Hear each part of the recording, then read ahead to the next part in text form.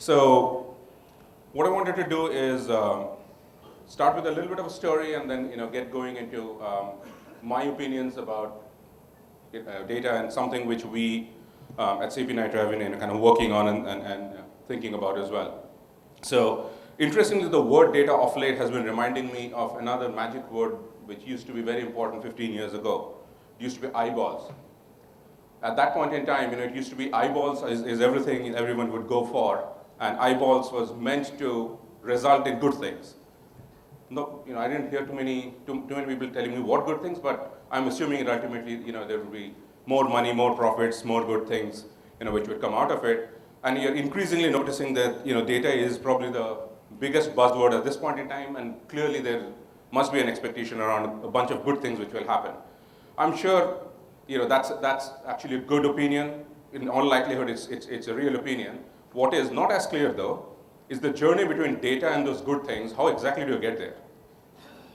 Because data cannot be an end in itself, and that's essentially what I wanted to briefly talk about. But here's a little tidbit which I wanted to probably start you off with. I definitely thought it was interesting. If you look at that, if you look at those 5 things, Martin Luther King's speech, there's a picture, there's a document, there's text, and stuff out there. What's common amongst these? So the interesting part is, less than a month ago, these 5 pieces of data, content, got encoded into DNA and got decoded back from DNA completely correctly, which means that we, human race, has finally managed to figure out DNA as a data storage mechanism. Now, why it's, on one hand, it's a little bit worrying, because you just worry about DNA. DNA is kind of life form. How exactly does it work? What would it feel like? What would it be like? But if you park that for the time being, and just think of it with a little bit more rational orientation, DNA is far longer lasting than any of our data storage mechanisms we have had thus far. As the scientists at the University of Leicester will tell you, after having figured out and reconstructed King Richard III, who died nearly 800 years ago. So there you go. That's one story straight away. And DNA is extremely efficient. A gram of DNA is supposed to hold the data equivalent of 12 million CDs. There you go. So it looks like there is something going on there, interesting in the form of data. But parking that, as I said, data, eyeballs, when I have always thought about it, one of the key things I just realized very, very quickly a few weeks ago, that I am being stalked. The first reaction I had was enormous elation. At this age, if you're being stalked, it's a good thing. Then I realized I'm being stalked by not just one person, but quite a few. Very quickly, my elation turned to complete sense of fear, because I realized I was practically running away from a mob. The visualization is, there's a mob chasing me, I'm running away. And even this morning, those little blobs actually represent the number of websites which were tracking where I was and what I was doing, despite the fact that I had spent exactly 4 minutes on 3 news websites trying to figure out what the game plan was around the traffic situation regarding the strike and so on and so forth. I had visited 3 websites. There are more than 50 blobs out there, all of individual different websites who are clearly tracking my data. Yeah, and now you realize why I'm saying, clearly there's a mob after me, and I'm trying to kind of figure out what exactly is going on there. Now, I would introduce, a point from philosophies, a concept of social contract. The social contract is what an individual gives to the society and what it gets in return. You typically give up, a sense of your, boundaries, and you accept a certain set of choices and boundaries. You get affiliation, you get social, you get familial approaches. The social institution is return that social contract. There has to be some element of social contract going on here. If I'm giving up my, my data or my information, what am I getting in return? When I was thinking of it, and that drives a large part of our thinking, because we don't believe data is the end. Data is the means to an end. The end is experiences. And I'll briefly, kind of talk about it. I'll obviously skim through this because there isn't as much time out there. But this is a digital billboard. This is something which you could actually see in one of the receptions of your offices. There's a moving image which you could play. There are pieces out there which you could point, those little red dots out there. You could understand what those are, what those elements of garment are. Those pieces of garment are likely to probably point you to what looks like a little curio shop or a little interesting store. It's a physical store, except that the screens out there, the windows of the window shopping experience are all interactive windows. You end up having to engage with them. You could choose your looks. You could pick up garments that you like. You could do whatever you wanted. You could have kiosks out there, which might be sitting over. You could be choosing a specific set of apparel. You may even choose them and put them on Facebook and hope that your girlfriends are probably going to comment on that and say, yeah, this is cool, this is not as cool, try this, try that. You could do all that. Carry your wish list along with you. Download the app when you're home from from the website onto your tablet. Browse through the entire catalog. Look through all the possible looks which are out there. Play with it. Figure out what you want to do. Choose your own look or create them. You could even walk into the store over the weekend and potentially find that when you walk in, the concierge recognizes who you are the moment you introduce yourself, takes you to a specific styling room where the mirror all of a sudden seems to morph into half mirror, and the other half of it shows the very wish list which you were playing with 3 days ago when you were at that little kiosk. And you start playing around. And immediately there's a picture of a stylist who comes up who's probably offering you advice on accessories, advice on other alternative approaches and stuff. Sounds interesting, and this is something which could also have a physical incarnation. There could be a physical lookbook which could have QR coding, whatever else, whatever pieces of technology which connect the whole piece. None of this is fiction, by the way. All of this exists in some form or the other. And for a slight plug for any of you who are interested in a detailed walkthrough, please visit our experience zone and someone will talk you through stuff which we have actually done. So all of these are real stuff which is sitting out there. The interesting part is this is all running of data. Except that I don't expose the data to you because I don't need to. What you're interested as a consumer, what you and I are interested is the experience itself and the engagement of the experience. That's what you and I care about. How we drive data and how you get data and how data driven you are in order to get to this outcome is what we care the most about. And that's has been our primary orientation. And in doing that, I would say we have busted a few myths as well. So this has been our kind of pop-up store offering, which enables you to expose your inventory all the way without the bounds of the 24 hours or the 7 days in a week.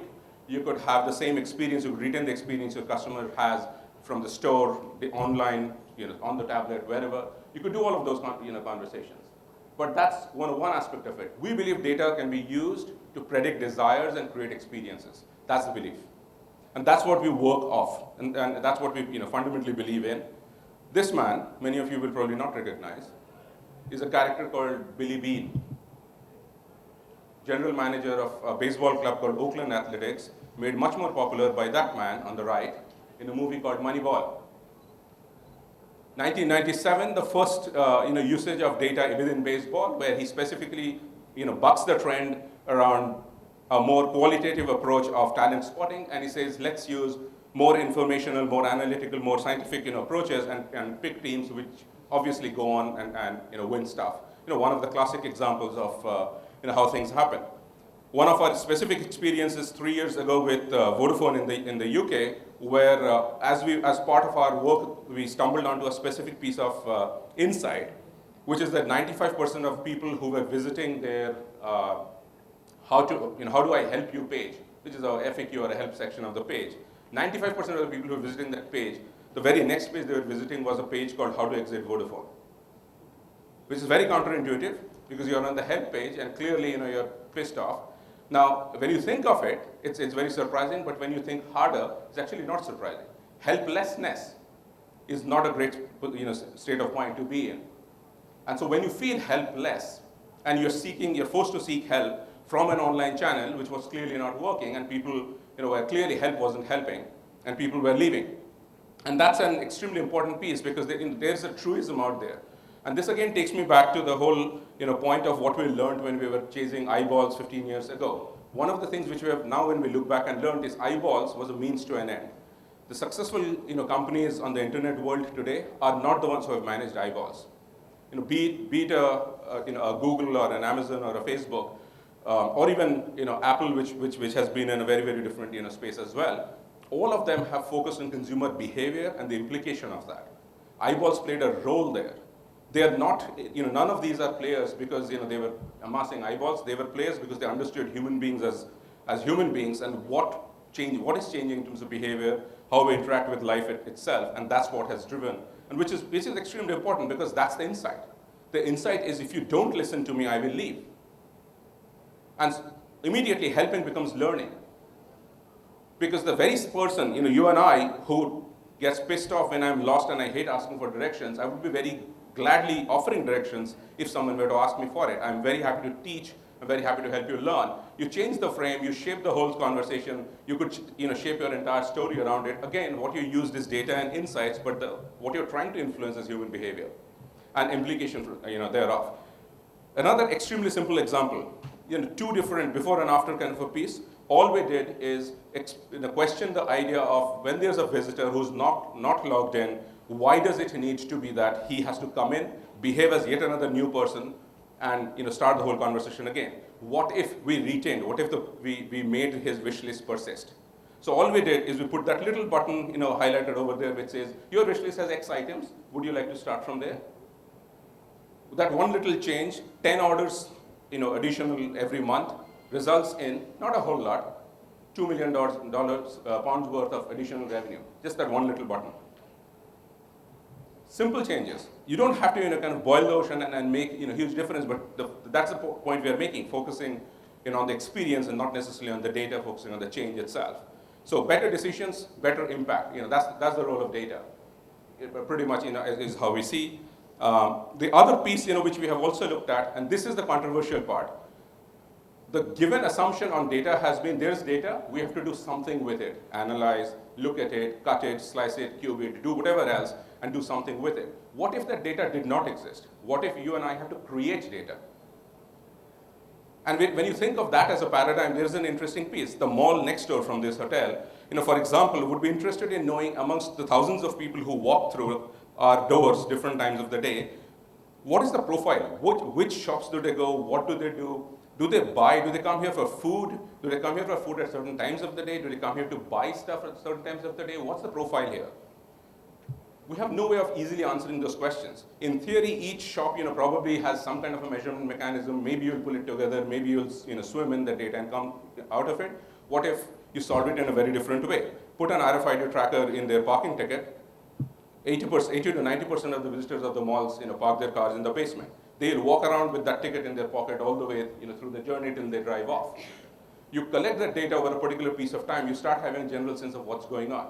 And depending on what level of instrumentation you are able to bring in, you can potentially start doing something of it. Now we do that. So we do actually ask questions around why. So we start from why are my sales shrinking in such and such place? Why am I, if I'm a supermarket, how come that specific aisle does not get any movement done? What can I do to drive something? And where is it?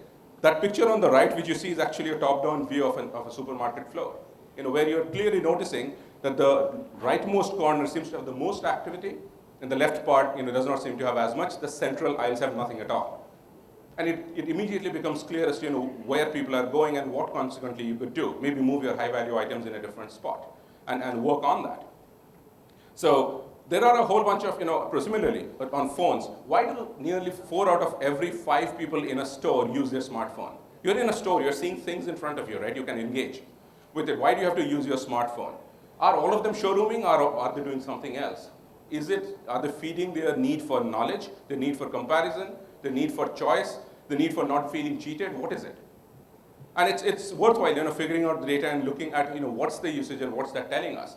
There was an interesting, piece of work which we had done where we had actually tracked what happens if you were to look at the little bowls of candy which you find in the reception of practically every office. And we realized that candies are actually conversation starters. And instead of the reception, if you were to put it in a place where you wanted conversation to have, for example, in the middle of the floor. If I have a floor like this, can I put 4 or 5, little tables with candy bowls out there? People go up to pick one of the candies, they have a conversation. You are directly able to track it through data. You can draw as much scatter diagrams as you want, and you'll be able to prove the point as to where it goes. Changes everything ranging from office dynamics and how you look at it.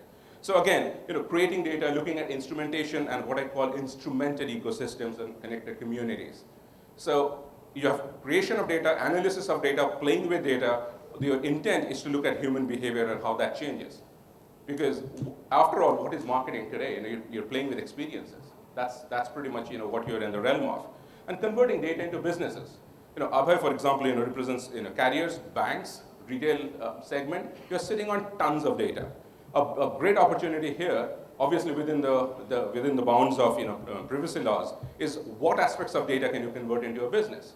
And there's some amount of innovation work which we've been doing with one of the carriers, and what you can actually figure out, you could play with footfall demographics. You could actually influence what the optimum location for the next coffee shop should be, or the next corner shop should be. Should it be where you find the cheapest rental, or should it be in a specific spot? Should it be high pattern? Should it be a low-brow store? What should it be? You could play with that. You could also play with outdoor media measurement as well.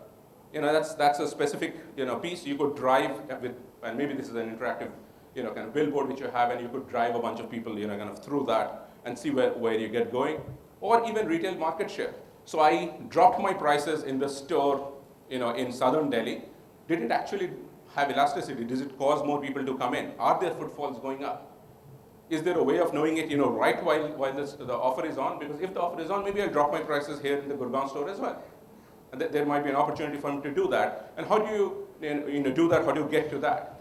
And all of that is because our belief is data is actually the newest marketing channel. So if we stop playing with data as this beautiful new and quirky animal in the zoo, which is new, so let's all go and watch it and throw stones at it and see what happens. What if you treated it instead as a marketing channel, monetize it, take advantage of it, and focus on the ultimate truth, which is we are human beings, we have emotions, we behave in particular ways, we enjoy engagement, we enjoy experiences, and we are ever evolving. What role does eyeballs 15 years ago, and what role does data have to play today? In influencing that, you're in a completely different world. You're probably solving a different problem altogether. That's our belief. Consequently, if someone were to, or you were to ask and say, I have a product, I want to integrate it with your cars, and I want to figure out how that will work, we would want to be able to tell you that we have actually got data on a few thousand drivers in 12 different countries. So tell us what what product you're talking about. We could immediately kind of start working on an instrumented solution, which probably starts feeding data and tells you what's going on. That's one of the ways. We would love to be in that particular spot, and we are that company. So how you look at data as a plaything, as a marketing channel, is the primary piece which we're talking about. So my point really is understand the patterns by all means. Don't stop at data. Don't stop at analytics. Understand the patterns. Predict desires. The closer we are to human beings, the closer we are to human emotions, the more likely we are to stay true to whatever is changing, because you're riding the wave. And you are creating experiences. And that's the orientation. So that's pretty much what I had. I'm sorry, I'm a couple of minutes over, but that's pretty much my story. Thank you.